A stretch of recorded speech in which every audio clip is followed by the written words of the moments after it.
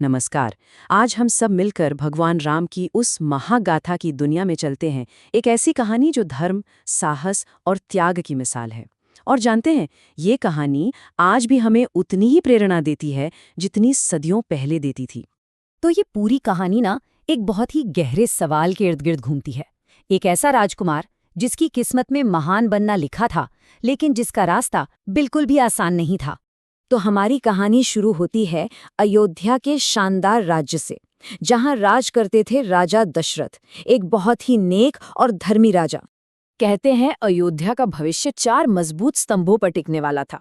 देखिए, सालों की भक्ति और प्रार्थनाओं के बाद राजा दशरथ को 4 बेटे हुए, और हर बेटा अपने आप में गुणों का खजाना था।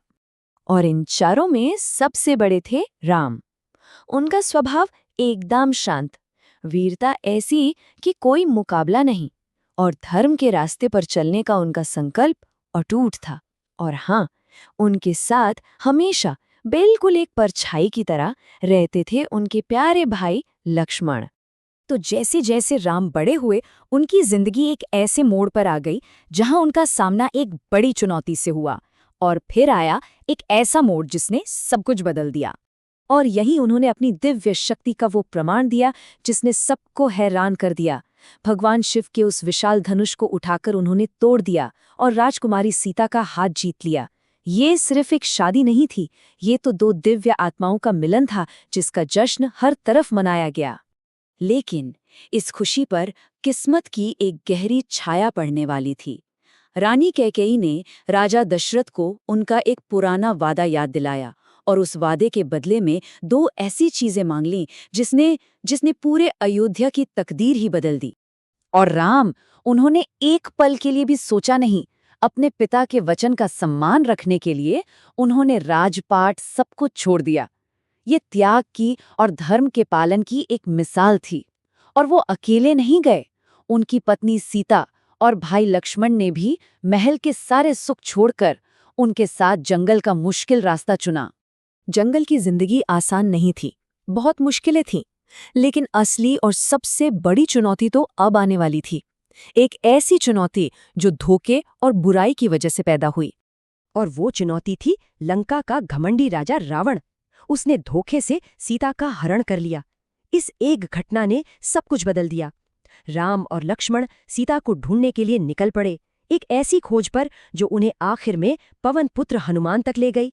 तो अब हनुमान और उनकी वानर सेना के साथ धर्म की रक्षा के लिए सबसे बड़ी लड़ाई की तैयारी शुरू हो चुकी थी।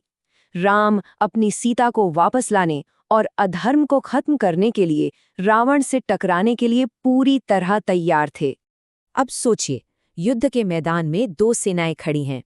एक तरफ राम की वानर सेना जो न्याय और धर्म के लिए लड़ रही है, और दूसरी तरफ रावण की राक्षसों की विशाल सेना। ये लड़ाई सिर्फ जमीन के एक टुकड़े के लिए नहीं थी, ये तो अच्छाई और बुराई की सीधी टक्कर थी।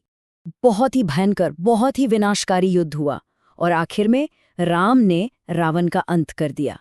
ये अंधेरे पर रोशनी की जीत थी, अधर्म पर धर्म की जीत थी, और इसी के साथ सीता आजाद हुई।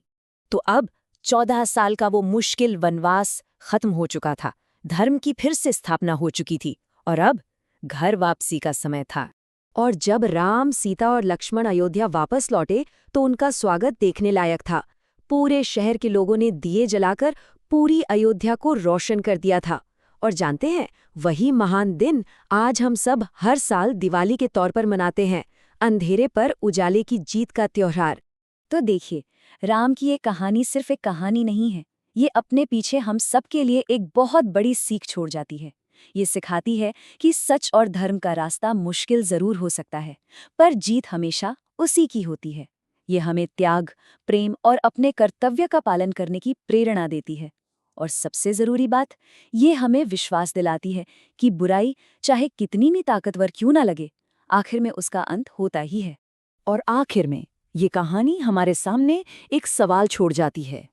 कर्तव्य, प्रेम और अच्छाई की जीत, ये वो मूल्य हैं जो हजारों साल पुराने हैं, पर सोचने वाली बात यह है कि आज की इस दुनिया में ये मूल्य हमारी जिंदगी को कैसे रास्ता दिखा सकते हैं।